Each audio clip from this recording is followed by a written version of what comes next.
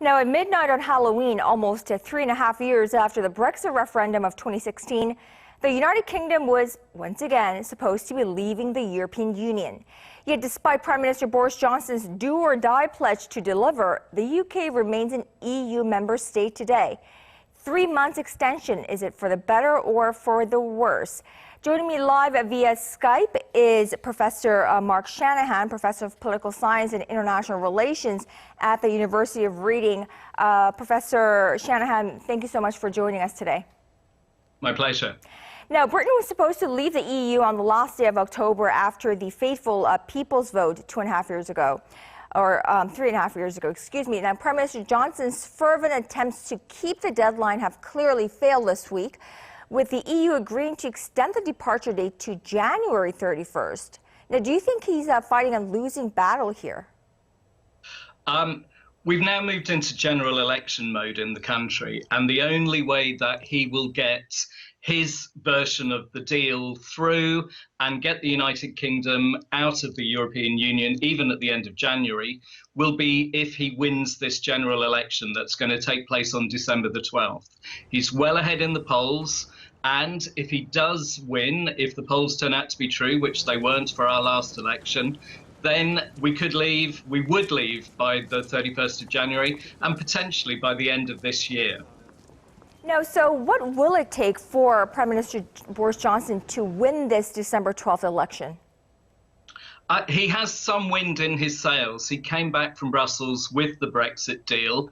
He's popular in the country, a little bit like Trump in the United States. He has a kind of celebrity following. He's another populist. But he leads a minority government.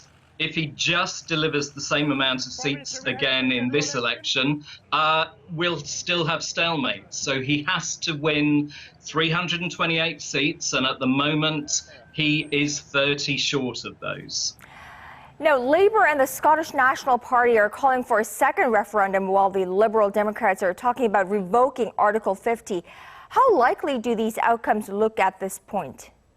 Well, this is an election that is really, really hard to call.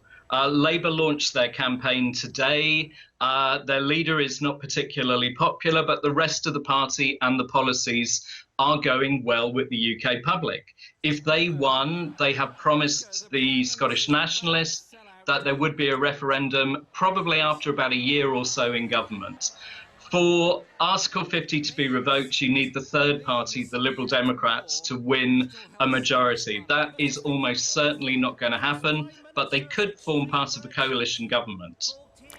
Now, do you think the opposition parties, particularly Labour at this point, are ready to form a new government? Yes, I mean, Labour has been ready for a long time to form a government. We've had the Conservatives in power now since 2010. So almost a decade.